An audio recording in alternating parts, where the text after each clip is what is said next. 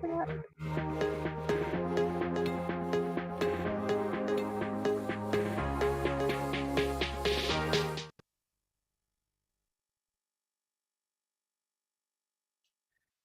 Hey there, welcome to the Six Bridges Book Festival. I'm Michelle, and I'm here with Robin Stevens, who is the author of the Murder Most Unladylike series. The first book of which is Murder is Bad Manners, which I think we can all agree is the case. Also want to point out that Robin is joining us from London, so thank you for taking time out of your evening to Yeah, you're join us. welcome. Yeah. So I want to say a quick thank you to Talia Stuber for recommending you. She is an avid reader and huge fan, and was very clear to her dad that he should recommend you. He's on our talent committee. So thank you, Talia.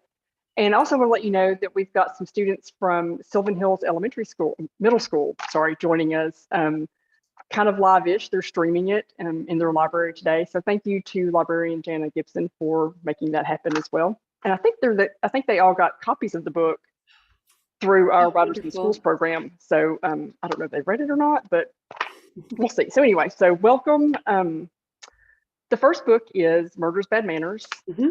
Right here. There you go. And this was actually published in the UK in 2013. Is that right? 2014, I think. And then I think the okay. US was a year after. Yeah. Yeah.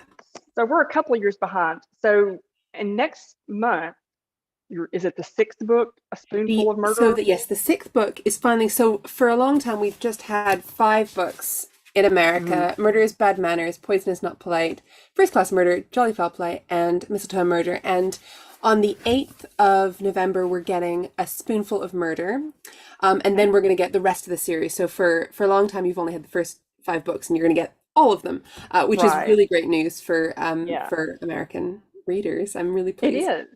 The next one is in April and then July, and I didn't find a date for Death Set Sale, which is the last one in the series.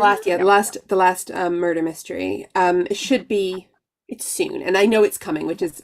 And I've been working on the American versions of the books, which is really lovely to get to read the books again and to be back with my characters.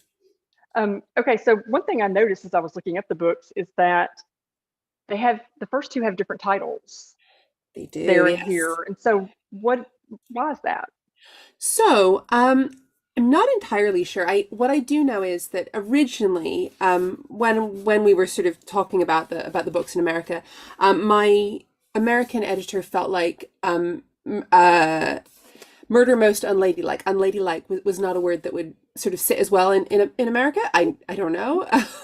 So we decided to go for Murder is Bad Manners, and then Poison is Not Polite to kind of to fit with it. The second one is called Arsenic for Tea in the UK. Right. And then it just got too complicated, and I think people were getting confused and thinking they were different books. So we just stopped, and we've just had the same titles ever since, which I'm glad about. But so you guys have particularly special titles for the first 2 books. For the first 2, limited edition. Okay. So tell us about this first book, and then maybe an overview of the series itself. So this book is about 2 detectives, two kids called Daisy Wells and Hazel Wong. And when the first book begins, they are 2 totally normal school kids who go to school at a posh British boarding school, sort of kind of, the archetypal idea of what a British boarding school might be from sort of books and films you might have watched. And it's the 1930s. They decide to create a detective society to solve sort of crimes, mysteries at their school. They think they're going to be solving really small crimes until one day when Hazel goes running to the gym to find her sweater after the end of her PE session, her gym session. And what she finds when she gets in there is not her sweater, it is her science teacher, Miss Bell. And Miss Bell is lying on the gym floor, and Miss Bell is dead. Now, Hazel, of course, is very shocked, really worried. She runs to get help. She comes back 5 minutes later. And at that point, the body has vanished. It's not there anymore. Now, Daisy and Hazel realize 2 things. The first is that this has to have been a murder, because Miss Bell was dead. She couldn't have Right. moved herself away. So Right. somebody moved her, and that person must be the murderer. And the other thing they realize is that they have to solve this case totally on their own because Mhm. all of the adults they talk to don't believe them, which is pretty common, I think, for when you are somebody 12, Right. 13, you say something that adults don't want to hear. They don't listen. Right. And so Daisy and Hazel have to solve this murder without help from police. And they also realized that the only people who could have done it, when they look at sort of who was in school at that time, are their own teachers. So this book is all about Daisy and Hazel investigating their own teachers at their own school and working out which one of them Mhm. is a murderer. And that is sort of the springboard for the whole series. So now that they have become proper murder mystery detectives, they keep Yes. going to different places. They go to Daisy's big country house in England, Mhm. beautiful country house. And then they go on the Orient Express, a train through Europe. And then they go back to their school it's sort of in the autumn. And then they go to Cambridge, a city in England, for Christmas. And everywhere they go, there just happens to be a dead body that they have to investigate the murder of and solve the Right. crime.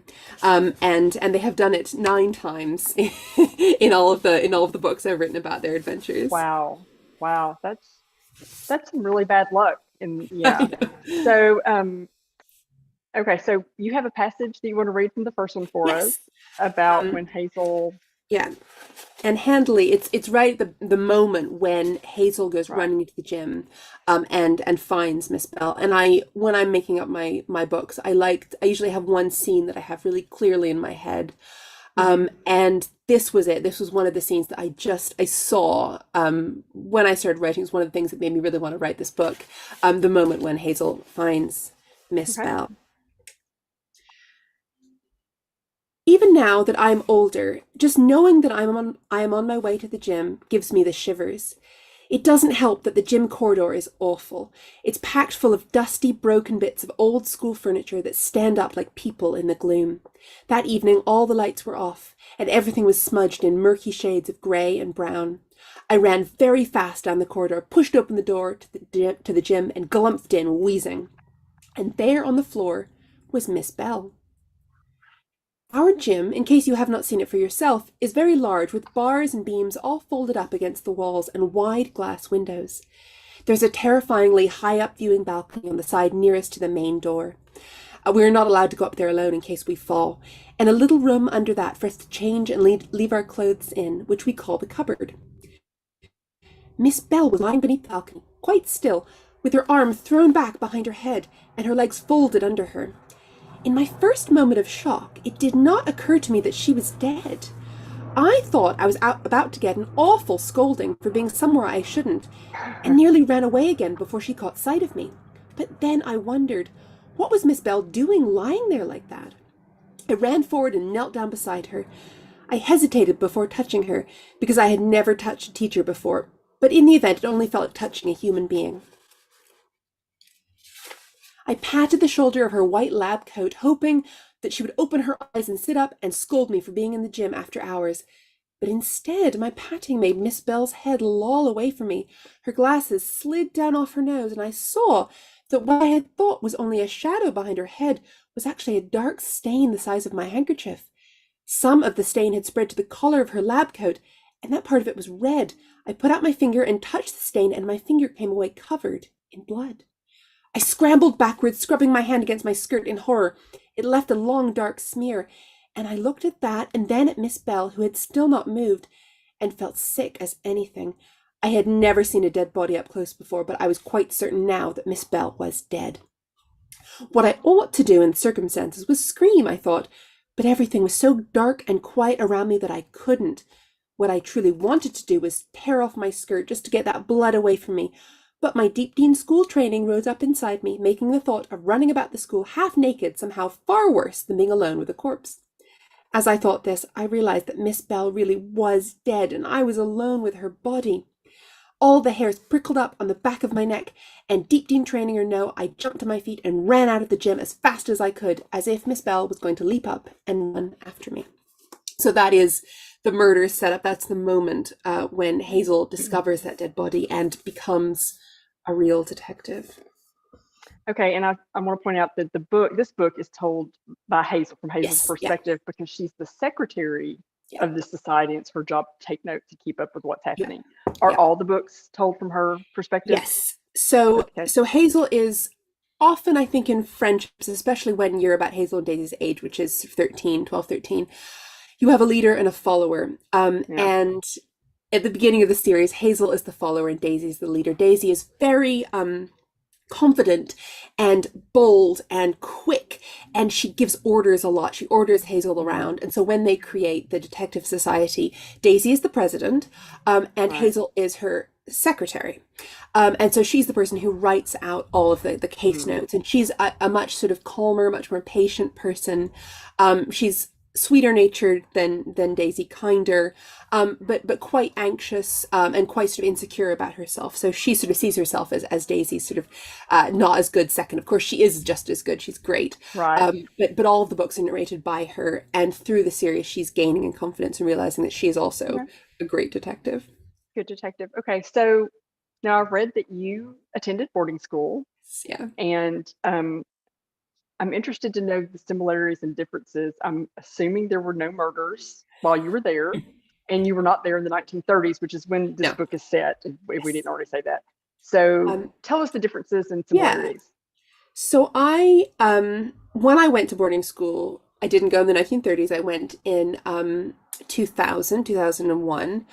Um, I had read a lot of Enid Blyton books. All of those boarding school books. I'd read just a lot of boarding school Mm, books in general, and seen boarding school movies. And so I had this idea of what it was going to be like, sort of like midnight feasts and sort of wonderful kind of fun times with your dorm, and all of these kind of right. like wonderful school ideas, of sort of the British boarding school. And it wasn't quite that. It was just a school where you stayed at night. I mean, that bit was really fun. It was like having a sleepover that never ended. You're always with your friends. Um, which sometimes was great. Most of the time was great. Sometimes it was really hard when you were arguing with them. Yeah. So arguments would get really intense because you'd never go home and sort of be with your families and sort of be apart from your Yeah. friends. You're always together with them. So that was sort of hard. But it was, there were some things that were great about it, some things that were hard about it. But it was also a very strange place to go to school because it was very old fashioned. I'm half American. My mother is American, and I was born in California. And I was raised fairly American. Even though I was mostly raised in the UK. So I didn't understand a lot of things about British culture that I didn't understand, and I still find sort of strange and fascinating. So when I went to this super super British, super posh school, I was quite often taken aback by some of the things that were expected of me, and some of the rules that they thought that I must just know, and so they didn't bother telling me, and then they told me off for doing something wrong, and I was just Yeah. constantly confused. And I think that's part of why I wanted to make, Hazel is from Hong Kong, she's Chinese. I had a lot of friends who had that background. And we were all confused together, and we are all just feeling really out of water, at this very British institution. And so that was why I wanted to make her an outsider like we were, and somebody, who is Chinese, to sort of reflect the reality Mm, of my friends at my school.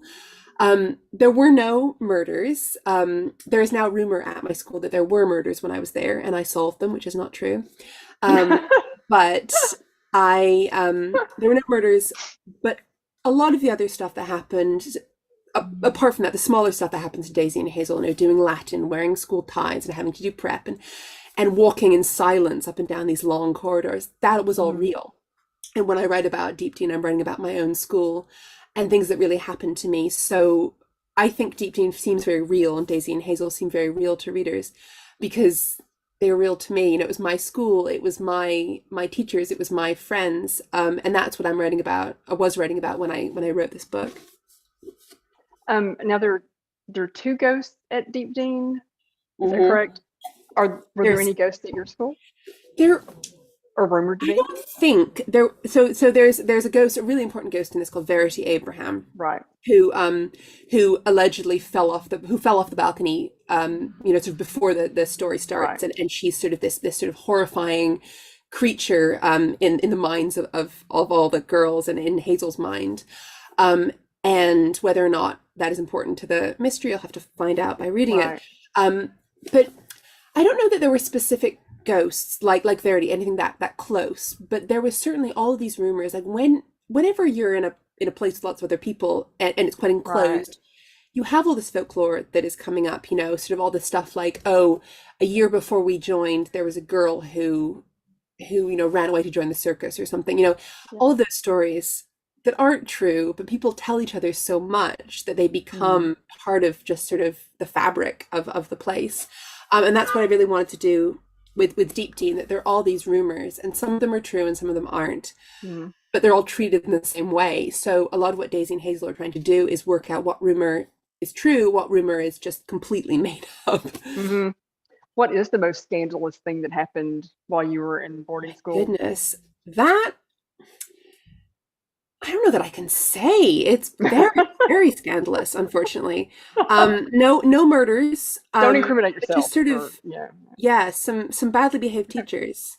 Okay. Although all the teachers who that I was taught with were actually personally great, and Okay. people ask a lot, were your teachers like the teachers in this book who were all kind of potential murderers? And the answer is no. I had some really fantastic teachers, and actually, the book is partly dedicated to two of my English teachers who were Mm. just phenomenal people, and really encouraged me to write outside of class and to both love literature and love writing, and were so proud of me, and are still. One of them is still in contact with me, and is so proud, and it's really wonderful. So um, the teachers in this book do not bear resemblance to the teachers who really taught me. Okay, so now you mentioned that Hazel is from Hong Kong, Yeah. and there's okay a couple of things I'm interested to know. Would that actually have happened in the 1930s? Would a young lady from Hong Kong have attended an English boarding school? Yes. So Okay. I love historical research. I'm a huge historical research nerd, I guess. I'm not a historian, obviously, but I've got a lot of lay interest. My father was a historian, and he kind of gave me that love. A lot of the books behind me are history books, actually, as well as Mhm. fiction. And when I was thinking about writing this book, I wanted to set it in the 1930s because I particularly love something called the Golden Age of crime fiction, which is when Agatha Christie was writing sort of between World War One and World War Two, the 20s and 30s. Christie and Sayers and Niall Marsh and a lot of the authors that I love and I read when I was younger, and I still read. They were really popular then. So I knew I wanted to set it in the 30s, and I knew I wanted to make Hazel Chinese because I wanted to write about my friends. And I thought, is this possible? So I did some research, and it would have been unlikely in the same way that it's unlikely in the book. Hazel is the only Chinese Right. girl in her school, and she feels quite out of place. But certainly there were several more likely Chinese boys, but several Chinese girls that I know went to school in the 20s and 30s. And I Right. actually now know I have a family friend who's in her, I think in her 80s, 70s or 80s, who went to British boarding school in the 40s. And had some siblings who went earlier than that, and an aunt who went in the 20s. So it is definitely possible, and it really Okay. excites me when I find this stuff. All of the characters in my books, I've got characters from lots of different backgrounds. I have a Hmm. British Indian character who turns up in this book, George. He could have been there, he would have been there, and I love putting that into my books. And because I think certainly in Britain, there's this idea from watching a lot of period dramas that are almost it's white actors almost all the time. Hmm. We have this idea that British history was very white, and that is Hmm. absolutely not true. It's actually really, really diverse, and I love putting that into my books and showing that reality of that past to my readers. Yeah, and that was the next thing I was going to bring up is the diversity in the book. Now, in the first one, Hazel is the only non-white character, I think. But then there's also a Yes, couple yeah, of teachers that live together and maybe or yes, maybe yeah, aren't roommates. It's yeah, sort of implied. yeah, Um, but now, as the series goes on, there are more yeah, diverse characters introduced. So, how important is that diversity to these specific books? Because you mentioned that it's important that yeah, Hazel was an outsider that made yeah, a difference. yeah. So, how the diversity do the dynamics in this book or It these is, books? yeah. As I was going on, I started putting in more and more characters who were, who are not white, who are, who are queer, who come from different backgrounds. And partly I did it because, I kept researching and finding more and more evidence of these people in history, and was really exciting to me. And then also I started meeting more and more of my fans, and as I did that, I was like, these are the people reading these books, and they're as diverse as the world is now, and seeing what it meant to people to see themselves, to somebody like them in a ongoing series they loved, was so exciting, and it clearly was something that was really wanted, that made me work harder to do that and to put in more characters from different backgrounds, and to sort of, I guess, push the bounds of what I was writing about. And I think that's important for me as an author. And also, again, it's right for my fans, and it's right for the world, and I have loved doing it. Yeah, I found a statistic in the most recent one I could find was from 2018, but like in children's books, 50, I'm ballparking here, but 50% ish of the subjects are white, and then 40% ish are animals, and the like every other race in the world is combined into this 5 or 6% left over, which is amazing. And it is, and it amazing, didn't talk about disability issues at all, but amazing and depressing, and the thing that I keep trying to sort of bring in more and more characters in different backgrounds, and with different sort of, bring in disability and different body types, and all of those different things, because if you look around at, no matter where you're from, if you look around your neighbors, if you look around your classmates, you just have diversity. Diversity just means people who are different. Everyone's different. Like, disability is something that is so, so, again, I now can't remember the percentage of the population is disabled, but it's large. It's so much larger than you'd ever see in a book, and it seems sort of increasingly odd to me that we're not making more of an effort to reflect that. The percentage thing we're talking about, I think it's certainly, we need diverse books share that a lot, but I think it's a Mirrors and Windows study talking about sort of the different children who see themselves, white children, sort of privileged, able-bodied children see themselves in fiction a lot, and everyone else doesn't. And for stories to be really successful, they need to be both mirrors and windows. You need to see yourself in them, and you see other people in them, and so you can build empathy, but also feel like the hero, and that is something that's really important. Okay, so I've got a question real quick, that before I forget. This is from Dorian. Something I think you handle really well is the problem of one murder after another. The Murder, She Wrote Cabot Cove issue. The girls are rightly troubled by the terrible things they witnessed, but it's also not fixated on the trauma. Can you say more about your response to this issue? Yeah, it is hard, because if you really think about it, these poor children, they've come across murder after murder, and what I try to do is have them be affected by it, but not traumatized, and I try to sort of balance murders that mean nothing to them and murders that are deeply personal. So this book, obviously, it's their teacher, and it's not a teacher that they loved, but it's very close to them, and it shakes their worldview. And then with this book, it takes place in Daisy's house, and it's all centered around her family, and so she's looking at her family and working out which one of them might be a murderer, and whether or not they are. I will not spoil it, but this again, this personally really shakes her, this mystery. So with the third book, they go people they've never met, people they don't care about, really unpleasant people. So they're solving a crime that isn't emotionally resonant to them. So I try to give them a bit of a break. And then with this one, it's back to school. And then this one, it's in Cambridge, and it's a little connected to Daisy's brother. So I try to sort of balance, like, ones that really affect them and ones that sort of they're doing their jobs. But I do have to sort of not really explore quite all of the trauma, I think, because it would just be impossible. So my books are fantasies. to make murder fun, that is fantasy. It is not fun. It is that Right, is not the right. real world of Yeah. murder. But in a book, because it is a puzzle to solve, because it is, we know it's unreal, especially because we know it's unreal, and these books take place in the 1930s. It feels farther away. It feels more safe. It feels more fun. So we can have fun with something that is terrible in real life, and the my detectives can have fun as well as being shocked, as well as being, sort of shaken Right. and changed by it.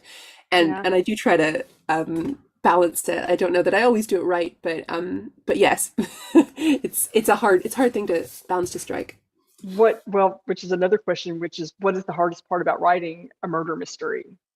Um, the the murder. I mean, that sounds really silly, but I'm currently working on the next book, which will hopefully be out next year, and I'm working on the crime. I haven't actually written anything down yet, but just working through the logistics of it. It is almost as hard, I think, to write a murder mystery as it is to solve it, because I'm trying to put together all the pieces in a way that will be confusing but not too confusing, and I have to slot everybody's Mhm. motives in. Where were all the different suspects? Where, like, what alibis did they have? What were they actually doing? That they weren't committing the Mhm. murder. They were doing something else. Why and what was it?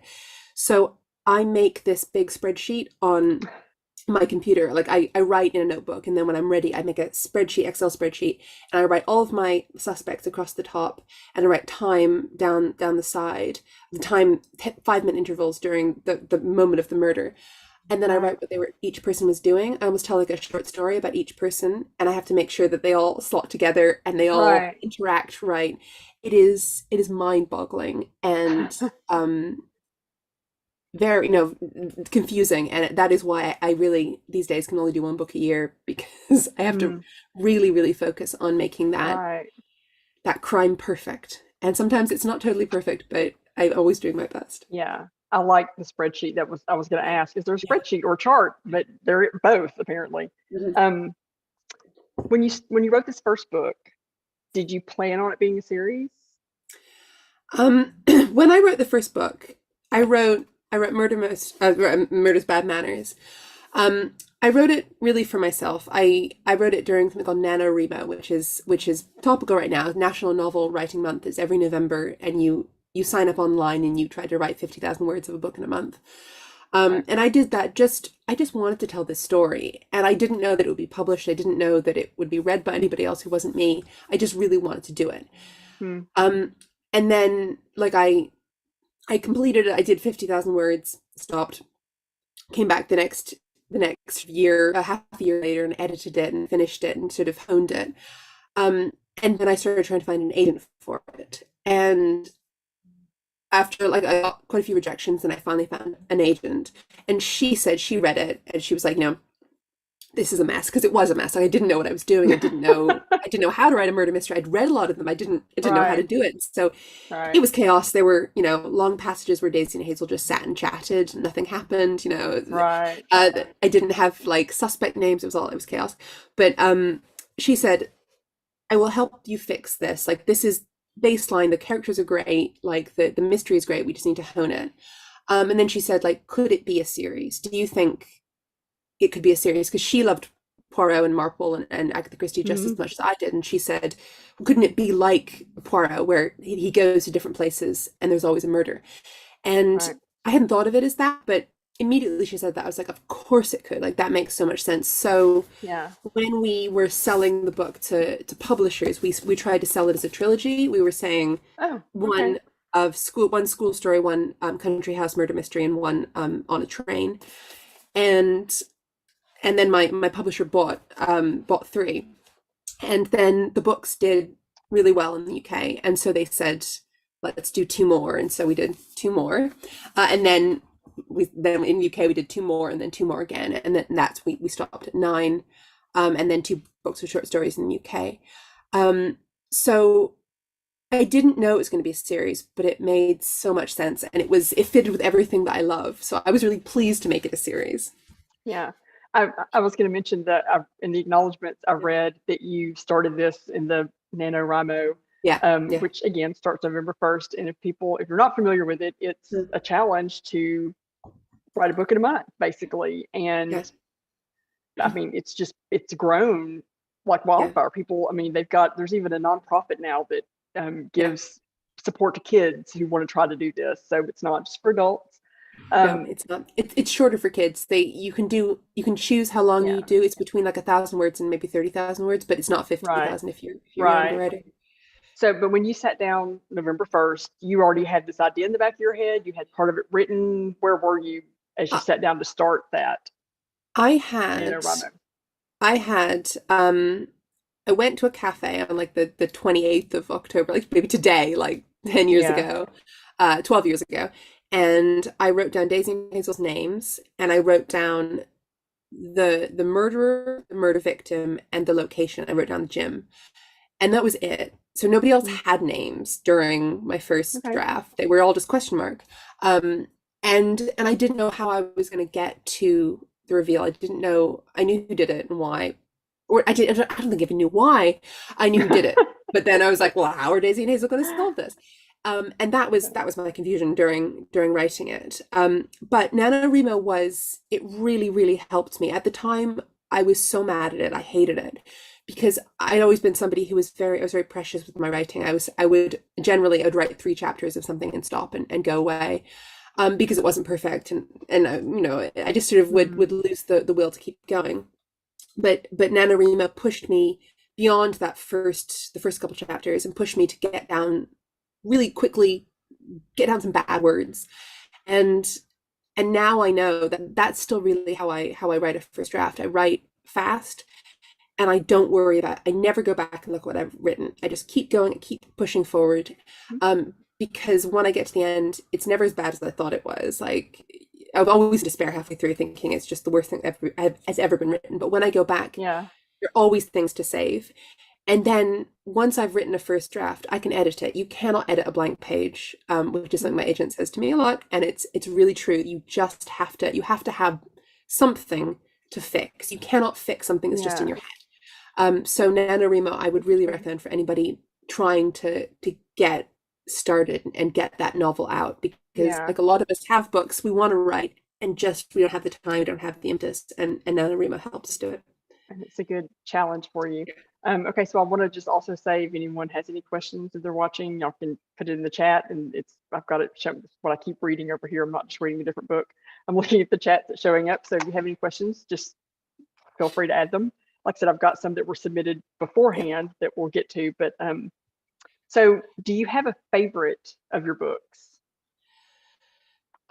Do I have a favorite of my books? I mean, this one is special because it started it all. Like we wouldn't be here if it wasn't for this book. Right. I of the ones that are available in the US at the moment, I love First Class Murder. I love trains. I love transport and travel. And the Orient Express is obviously the location of Agatha Christie's one of her most famous books, Murder on the Orient Right. Express. So it's a book that I love, and I was sort of recalling that book with the setting of this. But it's such a luxurious, glamorous train. I actually went on kind of the closest thing you can get to the Orient Express when I was researching the book, and it was just it was so fun, and it was so beautiful, and it was just such a sort of dreamy place to be. And Yeah. I still think of it like this is one of my favorite locations, and I'm also really proud of the mystery. The other one that I really love that is coming out in the US next year, I think it's April next year, is Death in the Spotlight, which is one where they go to a theater and somebody's murdered. And I think that it's my favorite twist ever. I think it's the best plot I've ever written, and I'm super proud of it. But yeah, so I'm really excited for the US to get that one next year. Okay. And other than your own, what is your favorite book? Which is hard to Um, choose. I know if you're a big it's so reader, but hard to choose. yeah.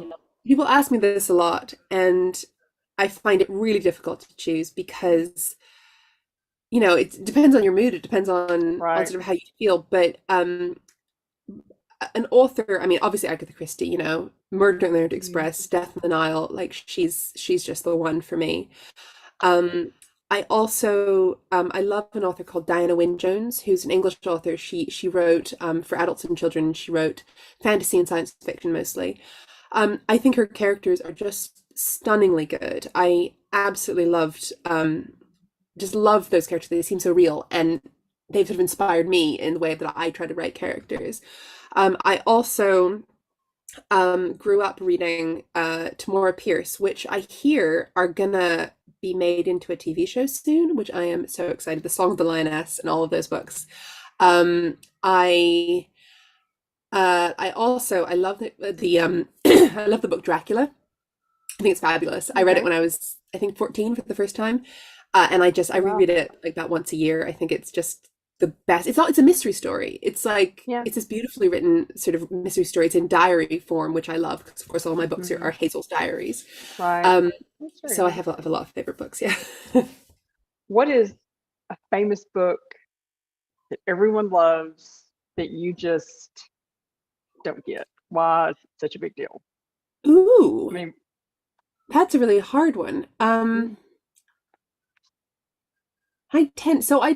I'm quite strict with books. And if I am reading something that I don't I don't like, I will just stop reading it. And I will actually do that within like a couple pages, which I think shocks people because they'll say, but do you want to keep going? And I'm like, but there are so many books I have, you cannot see, right. but I have my Yeah. TBR.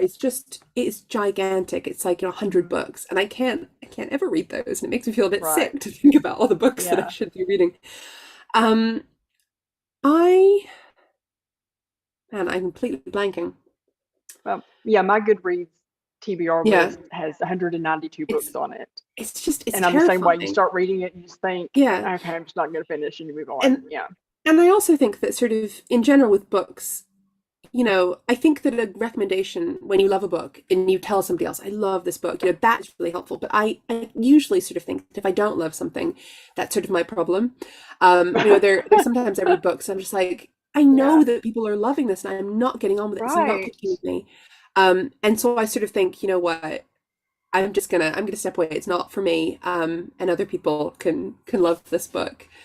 Right. I have found that. Are you an audiobook fan? Um, so my partner's a huge audiobook fan. I'm a podcast Yeah. fan. So I love Okay. I love listening to nonfiction um as audio, and then fiction I really like to read. But I've done a couple I've done a couple audiobooks. I did Dracula in audio because I love it. I know it so well that Right.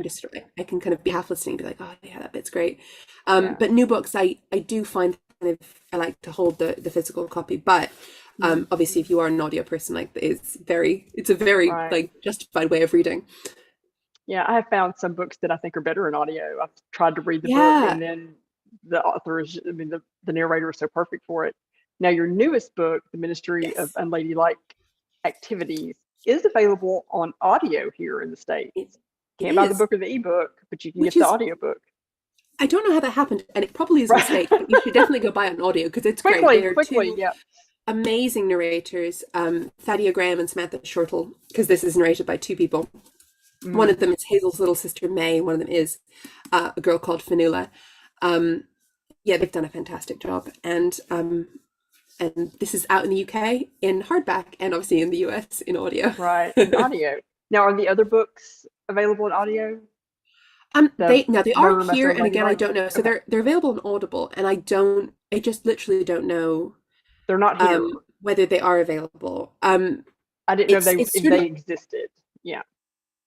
Yeah, because they're not they available do here. exist in You the can't get them UK. here. Okay. So have a go because I Okay. think again they're great. Okay. Gemma Chan started. She read the first three, and then she got way too famous, and then Katie Oh, Leung read the okay. rest. So I've been really lucky Okay. with my narrators. Is there any talk of these being made into TV or film? There is and there isn't. Like I've been working on it as a project for about like 8 to 10 years. Yeah. Ever since Murder's Bad Manners came out. I've been talking to different production companies, but so far I've never found anyone that I thought has been quite right. Like we've gotten close a couple times and it just hasn't worked Mm, out. But I think that since I started talking to TV companies, like in 2014, um, a lot has changed in the film industry. I think the idea of murder for children is no longer as shocking as it was then. The idea of having a protagonist who is Hong Kong Chinese and a protagonist who Mhm. is queer, like that is much more normal and much more Mhm. sort of a good thing instead of being something that would scare, TV companies. So I Mhm. hope that we are getting close now, and I do hope that we will, in the next few years, actually see some movement and get an adaptation. But it has been really hard. I'm sure I can't imagine what's involved in that or how, yeah, because, Yeah. yeah. So also submitted, are the characters based on people that you know? Are any of your characters based on people that you know? And do those people Yeah. know that it's Yeah. based on them? So I there's never anybody who's literally based on a real person. I don't ever take a real Right, person and make them fictional, right. because that it feels a little, unfair and a little cheating, and maybe a little mean to them as well. But what I do is I would take 5 or 6 people and sort of mash them into one character Okay. in different bits. So I did have a lot of friends who came from Hong Kong, who come from Hong Kong, like Hazel, and I one of them, her last name is Wong. She has no resemblance to Hazel other than that she's much more of a Daisy. I am her Hazel and she is my Daisy. But so I took her last name. One of my friends who looks a little like Hazel, one of my friends who acts a bit like Hazel. I have a little bit of Hazel in me. And the same for Daisy, lots of bits of different people. I took their friend Beanie, her last name is Martineau, and I took Mhm. that name from a kid I went to elementary school with, who was called Edward Martineau, and was sort of had sort of a similar look to what I was thinking of with Beanie, but was not otherwise like her. And he got in contact with Yeah. me a couple of years ago. I was like, I see you've taken my name. So, So I we didn't have know to be beforehand. careful and Okay. not, I think he was mostly pleased, but I have to be careful to not Right, just, put real people in the book, because they notice and they see. right, But I do right. take, names of people I know. I take characteristics. I take background aspects of people's backgrounds, and sort of mash them up. Yeah. So which character do you relate to the most of your Hazel. characters? So Hazel is who I was when I was like, emotionally who I was when I was Okay. 13. Very shy, unconfident, gawky and awkward, and sort of just feeling uncomfortable in her own skin and feeling out of place. Like when I went to school, I felt really out of place, like Hazel. Um, and Daisy was who I wanted to be when I was 13. She seemed so put together. She Okay. seemed so confident and cool and like just sort of wonderful. Um, I actually think that Daisy is much more like who I am now. Like I have become more confident. I have become, and sometimes I move really fast through the world, and she does that too. Like she just sort of like she notices things really fast, just goes for it and rushes, and that is what I do, which is both good and Mm. bad sometimes. So I think I've become more like her as I've gotten older, or I've seen that I put some bits of myself in there. But Hazel is definitely who I was. I think from my new series, Nuala is sort of who she's quite shy, she's quite awkward, sort of she only child off in her own little world, quite artistic. I think she is another aspect of me. So I keep putting in, different parts of myself, I think, to the books. Yeah, Daisy, the Daisy character, I, Yeah. I don't relate to necessarily, but I know that person.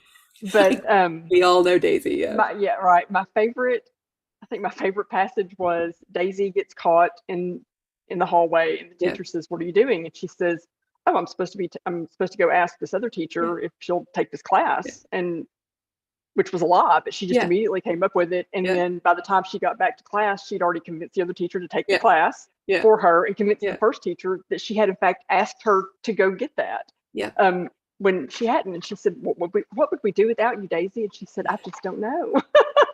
And I thought I, that's just so perfect. I wish I could lie like that. I can't. I am not a good liar. I'm like Hazel. I just sort of freeze up when I have to lie. I blush. Like, but Daisy, again, Daisy is kind of who I wish I was. Like that really Yeah, easy, cool ability to lie under just pressure immediately when you without need thinking to. about it. Yeah. Yeah. Okay, so how do you celebrate when you finish a book? Um, I I'm find it, assuming you do. Yeah. I sort of do, but I find it a really weird moment, because when I'm writing a book, I go so deeply into the world that I kind of am living there for a while, and then I feel like I've like left somewhere that I love, and I sort of feel a bit like lonely and sad, and so I finish, and I'm kind of a bit downcast, but I try to have like a little moment, try to sort of have a little celebratory, like, dinner with my partner, and just sort of like a moment of kind of like breathing and being like, oh my goodness, I did this big thing. Yeah. Um, I sort of think that really when the celebration happens for me is when the book is published, because Mhm.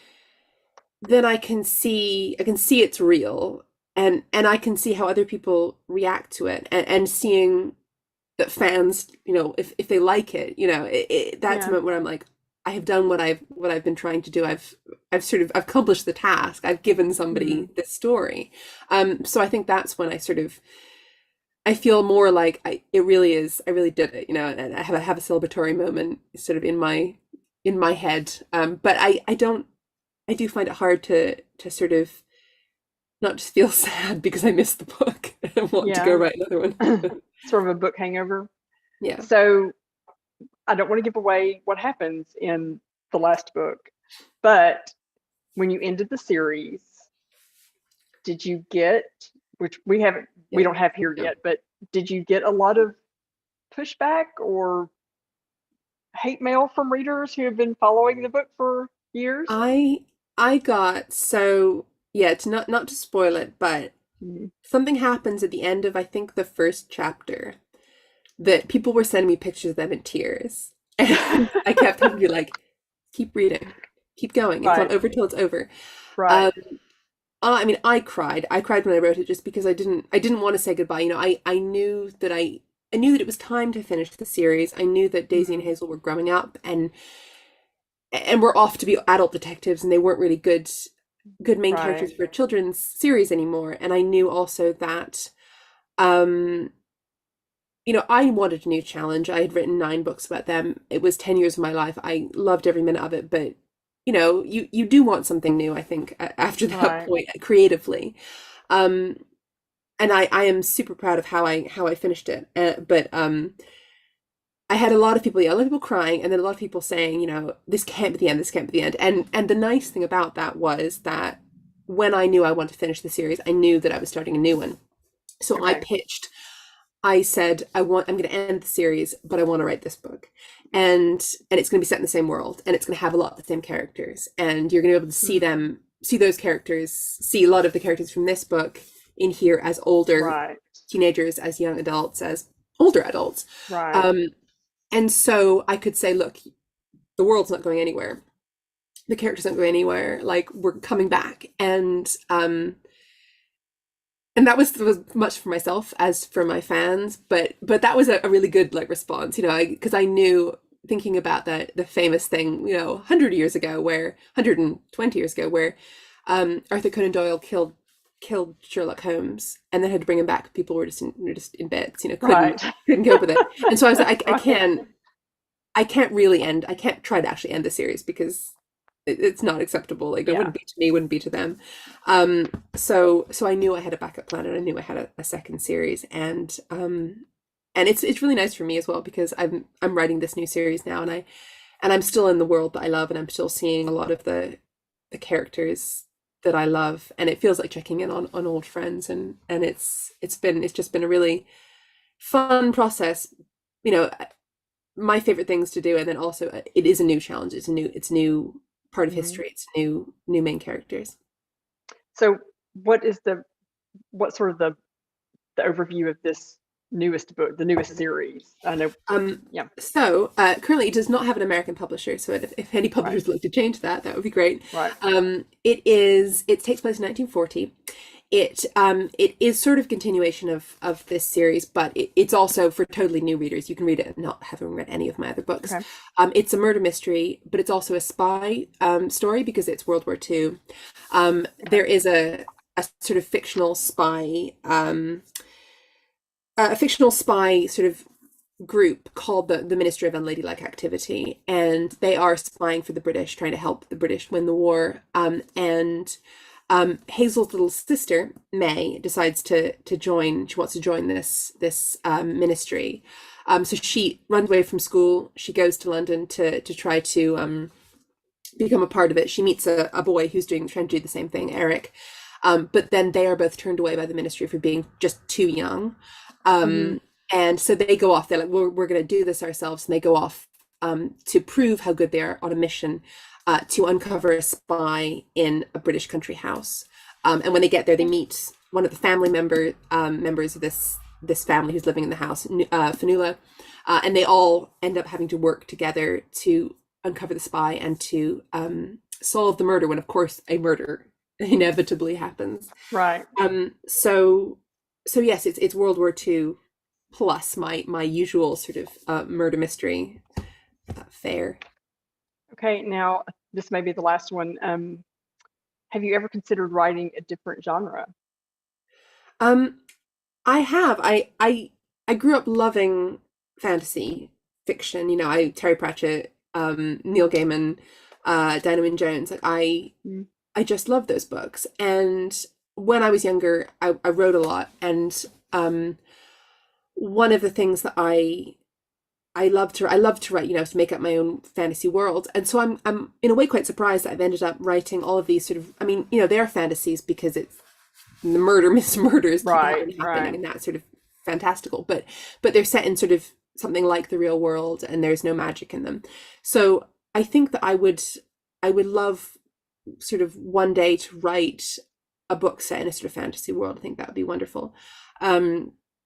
It probably might still be a mystery because I love this structure of a mystery plot. I think it really helps me kind of know what I'm going to write next and helps me sort of move the story along, just to have like a mystery at the heart of it.